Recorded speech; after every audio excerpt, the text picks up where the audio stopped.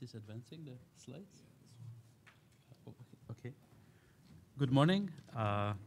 Thank you for this opportunity to tell you about work that is being done at the University of Colorado. I would like to list my co-authors, Shu Wang, Sean Shu, and Jan Dekker. They are my colleagues at LASP and Impact, Survey Impact. And then Joe Schwan is an honor student who graduated. His replacement is another undergraduate student.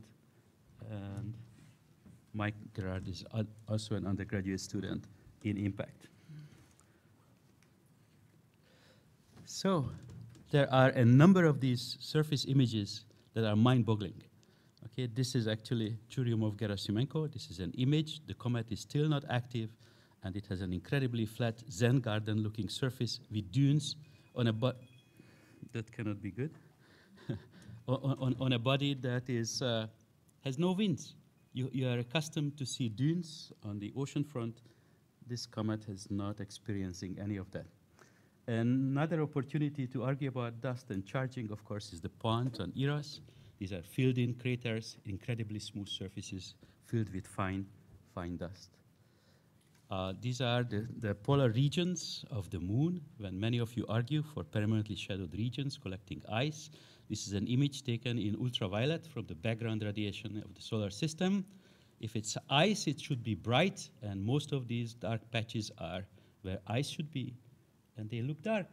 Again, people are suggesting, it could be that the surface, the very top layer of these regions are in fact covered with fine dust. And of course, many of you are in love with swirls on the moon. They are typically associated with local magnetic anomalies. Again, there are a number of processes that people argue could be responsible for forming them. I will tell you at least 3 where the physics is sound, and any one of them could do swirls on the moon. So one, of course, is the one that is out there for many years, is the access of solar wind to the surface, where protons are bombarding, are changing the color, where protons are excluded by the electric field, the magnetic fields remains pristine. There is a new, the tools and the ideas, even though the ideas remain the same, the tools are continuously improving. This is a full peak simulations. Both electrons and ions are followed as test particles. And you could argue what is the best match to the image, whether it's just the charge density that the solar wind can produce at the surface, whether it's the flux of protons or the energy deposition. And if you squint, you would argue it has to do with the energy deposition rate to the surface that marks the coloring. The price actually is getting higher because now these simulations not only want to reproduce the surface markings, but simultaneously the solar wind that did not make it to the surface will be reflected back to space. And we have measurements of the reflected solar wind particles, and you will have to, these simulations then has to match what is coming back from the magnetic anomalies versus what reaches the surface, connecting in situ plasma measurements to images that you take. This is actually my favorite, even though it's probably unlikely to work. Little magnetic particles, or iron-bearing particles on the surface, have a bit of magnetic moment. So if you were to calculate the magnetic force, that's next to nothing. But if you were to calculate the magnetic torque on these little needles, that is actually significant. So if you ask one of these undergraduates to write a little code that in addition to F equals ma solving for the trajectory, you are also solving for the rotation of these tiny needles as they fly through the magnetic field, and tell me how it lands. Many of you might have had this, this toy from childhood where you can make a mustache on a man with moving a magnet underneath. That's kind of the same idea. And here it is. It kind of works. This is the image you have to and that's the landing pattern. Yes, these little needles get aligned by the magnetic field due to magnetic torque. The force itself does not change the trajectory. They are still following ballistic motions. So if you had an impact, kick off a lot of particles, every one of them will go up and land. But the alignment on the surface will be influenced by the local magnetic field. Or you could go to the lab and ask some of your colleagues to make a little device where you could put dust in a vacuum chamber and have various plasma experiments, like shine UV light on a patch of dirt, or shine electrons, or expose it to thermal electrons or into a thermal plasma environment.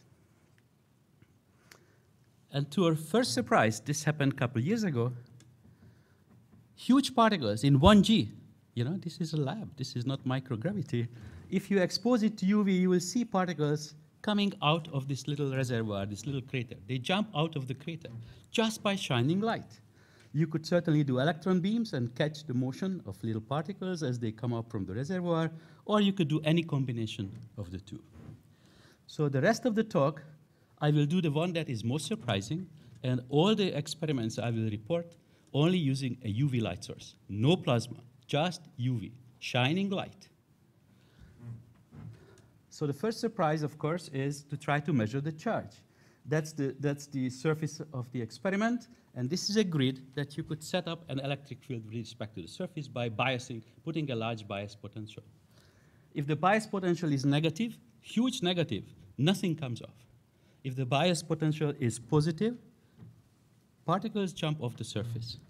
And that is actually, must be wrong, isn't it? You're shining light, you are generating photoelectrons being emitted from the surface. What's left behind on the surface has to be positively charged, and I'm reporting to you that we should probably revoke the Nobel Prize. Anyway, the photoelectric effect leaves behind large negative charges. How could that possibly be?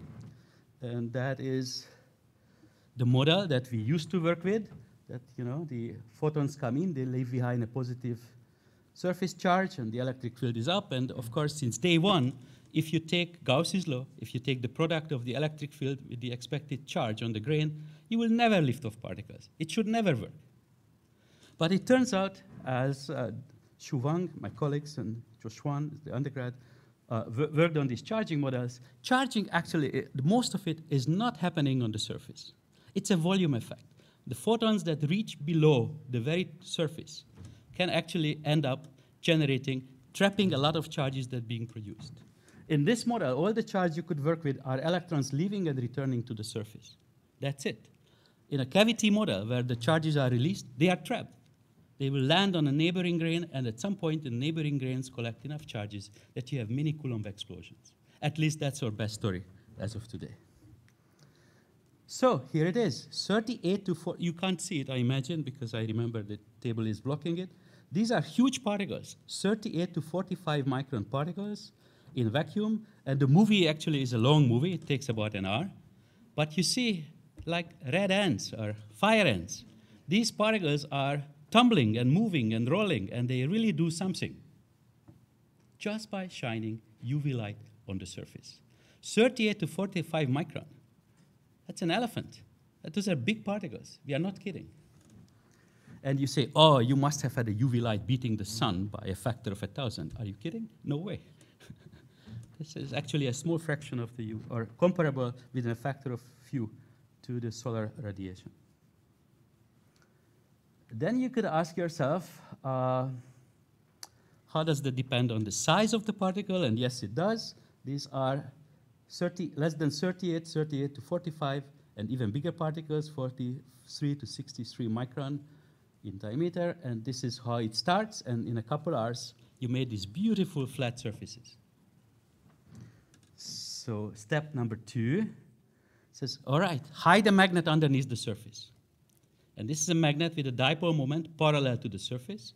We cheated and introduced 2 types of dust, and for planetary scientists, this would be the most beautiful statement. We mixed lunar simulant with Mars simulant, because the lunar simulant is white and the Mars simulant is yellow, and we can make a movie. And then you notice this incredible swirly structure due to a single dipole magnetic field hidden underneath the surface. And if you think about the magnetic force acting on a dust particle, I have to remind you that the gyro radius, which is more or less tells you how important the magnetic force is on a moving charge is, that's about an AU, an astronomical unit. This is not the magnetic force that is moving these particles. This is about generating large localized electric field, controlling the emission and landing pattern of the photoelectrons. That's one magnet. And here is the story of one magnet. On the left is what happened before. On the right is the orientation of the dipole moment of the magnet. If the dipole moment is normal to the surface, the only action happens where the magnetic field's piercing more or less normal to the surface. And this is the movie that you have seen when the dipole moment is parallel to the surface. The magnetic field orientation has a lot to say about the outcome. If you can bury one magnet, we could bury two. At the time when we did this movie, we only had two, by the way.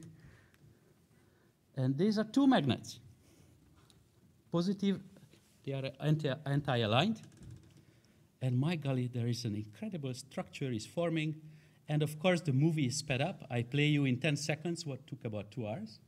But nevertheless, there is an incredible movement and organization on the surface.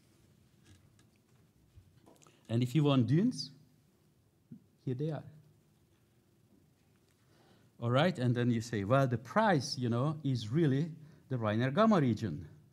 So we can make a Reiner Gamma region. Okay, since I came to California, the students managed to, you know, the mail arrived, and now we have plenty of these little magnets, and then you have a choice how you want to arrive, how do you want to make up the magnetic fields. You could make them all pointing one way.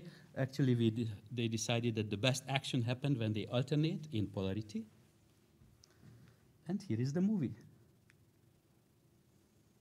I don't want to claim victory, this little smiley face, but my golly, there is a pattern. There is a pattern. If you squint and if you have a little goodwill, you know, it's kinda Reiner Gamma.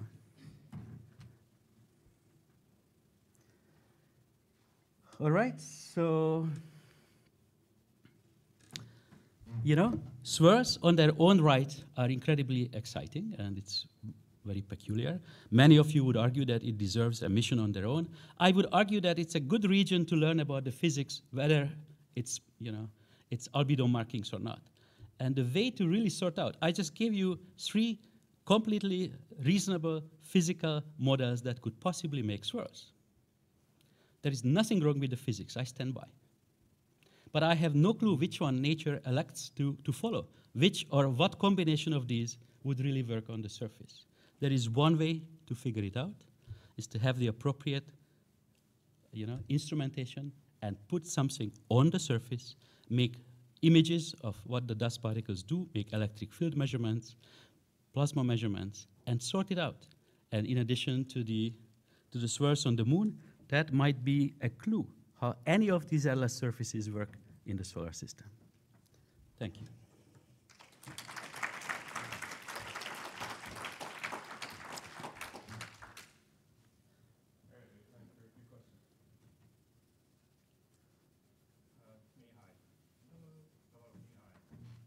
I can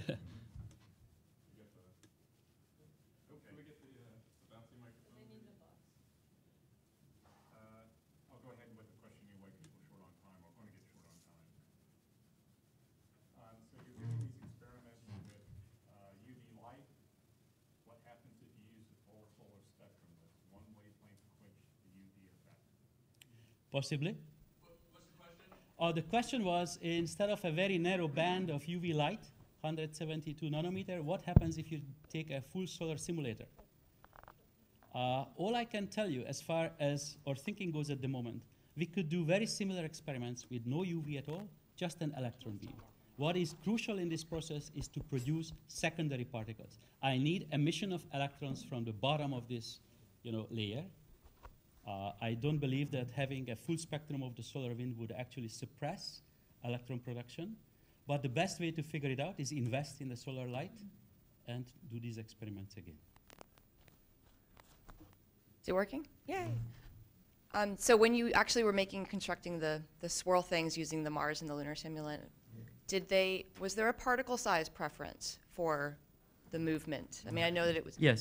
Yes, there absolutely. The 38 to 45 micron, at least what we had at our disposal, was the fastest to rearrange itself. I guess actually what I meant was, were the particle sizes in that, when you were actually trying to simulate the swirls, were they different sizes, and was there particular particle sizes that were forming the swirl patterns? And I'm going after this because of Schultz's... Yes. Okay. So at this, the white powder was, and I forgot the number, was somewhat smaller particles. The yellow powder was all the 38 to 45. And we're going to have to look, we're going to microscope if there is any sort of size sorting. I believe it is no size sorting there. It is really it's kind of an instability of the landing pattern of the photoelectrons that are moving particles away from one region towards other region. But we might be wrong, and I have to look. Because you know that Schultz thought that it was like a sorted particle size, and that's why it's a photometric anomaly. It's because the particle sizes were extremely well sorted and all the same, effectively. So that would be really cool if that. Possibly. I mean, we just tumbled upon this, and it's very from a physics point of view, it's mind-boggling. From a planetary science point of view, we are here to sell you that you might be interested. So there is a long ways to go about the UV light source, about the size distribution, about the material makeup, and so forth. All I'm reporting to you that something strange is going on these surfaces that might or might not apply in nature.